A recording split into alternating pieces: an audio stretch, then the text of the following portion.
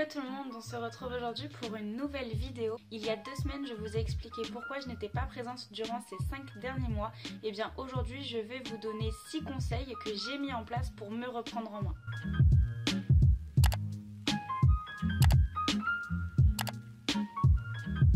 Pour moi, se reprendre en main, ça veut dire surmonter ses peurs, surmonter ses blessures, arrêter de vivre dans le passé et vraiment agir dans le sens de ses rêves. C'est de faire de son bien-être et de son bonheur une priorité, d'éliminer toute la négativité qu'il y a autour de soi, mais également en fait de sortir de sa zone de confort et de tester de nouvelles activités.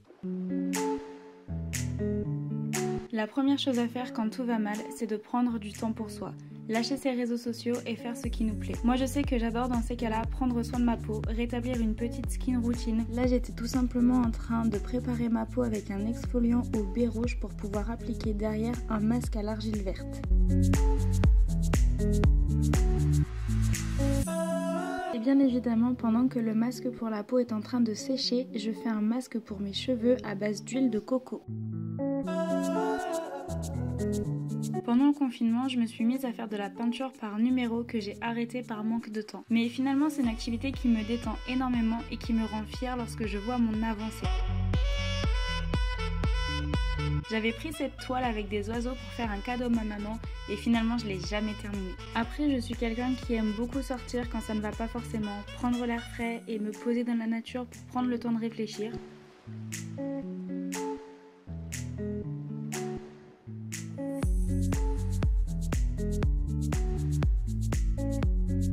Mais je suis aussi le genre de personne à rester blottie dans mon canapé avec un plaid et une bonne série.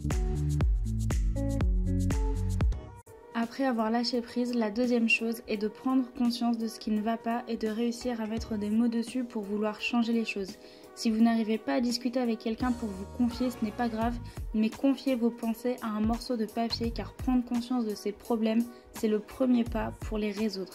Laissez-vous aller, écrivez tout ce qui ne va pas sans retenue et prenez conscience que tout ira mieux par la suite, qu'il suffit juste d'avancer pas à pas. Travaillez sur vous, sur vos forces, sur vos faiblesses et n'oubliez jamais que demander de l'aide à quelqu'un n'est pas synonyme de faiblesse. La troisième chose est de se fixer des objectifs, qu'ils soient courts ou long terme, et surtout de provoquer des changements dans sa vie. L'année dernière, je n'ai pas été acceptée en master. Oui, ça a été très dur, mais je n'abandonne pas et c'est pour ça que cette année, je vais repostuler. J'ai décidé de refaire mon CV et ma lettre de motivation parce que je vais continuer de faire différents bénévolats cette année pour enrichir mon CV et avoir un CV en béton pour les candidatures. Ne sous-estimez jamais une activité ou une expérience que vous avez effectuée. Elle vous sera bénéfique dans le futur et elle vous fera forcément grandir. Quand je dis changement dans sa vie, ça veut aussi dire réorganiser là où on habite, donc trier les vêtements qu'on ne met plus, virer tout ce que l'on n'utilise plus pour pouvoir les vendre, pour pouvoir les donner tout simplement à des associations qui en ont besoin. Et ça permet en fait de repartir à zéro et de retrouver un environnement qui est plus sain, plus positif, plus rangé. Comme ça, dans sa tête, on est beaucoup mieux. J'avais d'ailleurs énormément de travail. Et du coup, pour améliorer mon espace, je suis partie à Ikea et à Jardiland pour acheter 2 ou 3 trucs, mais je ne t'en dis pas plus car ce sera l'objet d'une prochaine vidéo. En termes de changement, j'ai décidé de changer de coiffure. Je suis passée d'une couleur châtain avec des mèches blondes et une frange à une couleur brune avec des pointes rousses. J'ai décidé aussi de faire mon deuxième et mon troisième hélix. Le deuxième, je l'ai fait au mois de décembre et le troisième, je l'ai fait le 11 février. Pour moi, le fait de faire des changements au niveau de son apparence, ça permet de devenir une nouvelle personne et de faire comme si on repartait à zéro. Un conseil qui pour moi est le plus difficile à mettre en place est de switcher de mindset. J'entends par là accepter ses erreurs, apprendre de ses échecs et rebondir. Au lieu de voir le négatif dans sa vie, se concentrer sur le positif et voir tout ce que la vie a à nous offrir. C'est pour cela que je me suis remise à la gratitude tous les matins. Ça paraît bête dit comme ça, mais citer 3 choses pour lesquelles nous sommes reconnaissants permet vraiment de partir de bonne humeur chaque matin. Et de même pour le soir, se concentrer sur 3 choses qui nous ont fait sourire durant la journée permet de montrer que dans chaque jour se cache un moment de bonheur. J'ai aussi repris l'habitude de lire pour ouvrir mon esprit et apprendre de personnes qui ont réussi tout en étant passé par des moments difficiles et je vous recommande à 2000% le livre de Michelle Obama d'ailleurs. Mon objectif est de lire 10 pages par jour car j'ai réellement pour but de créer une habitude autour de la lecture. Pour aller mieux, rien de tel que de créer des liens et des moments inoubliables avec des personnes qui nous sont chères. Faire un cinéma avec son chéri, inviter ses parents au restaurant ou même sortir en ville avec des amis. N'oubliez pas que les moments que nous vivons actuellement seront nos futurs souvenirs, alors faisons réellement en sorte qu'ils soient remplis de gaieté, d'amour et de rire.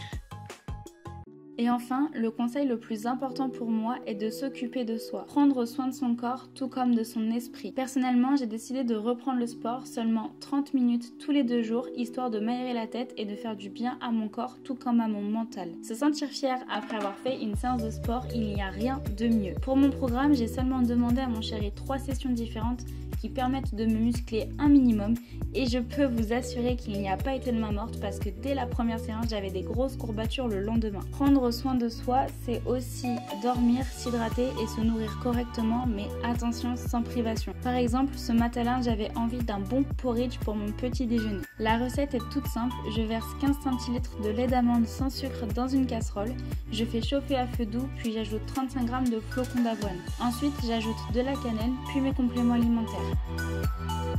Je mélange le tout et puis je verse le tout dans un bol. J'ajoute quelques noix de cajou, des pépites de chocolat et de fruits congelés et le tour est joué.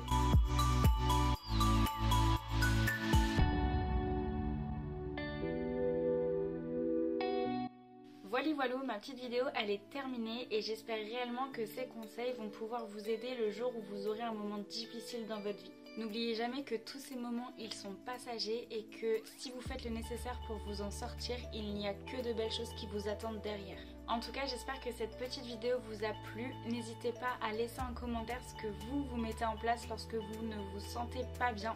Parce que le but, c'est qu'on se donne différents conseils pour qu'on puisse tous s'entraider. Et comme d'habitude, n'hésitez pas à liker cette petite vidéo si elle vous a plu et si le contenu vous plaît et vous a aidé.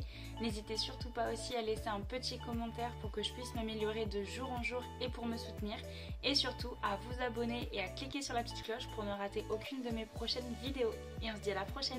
Bye!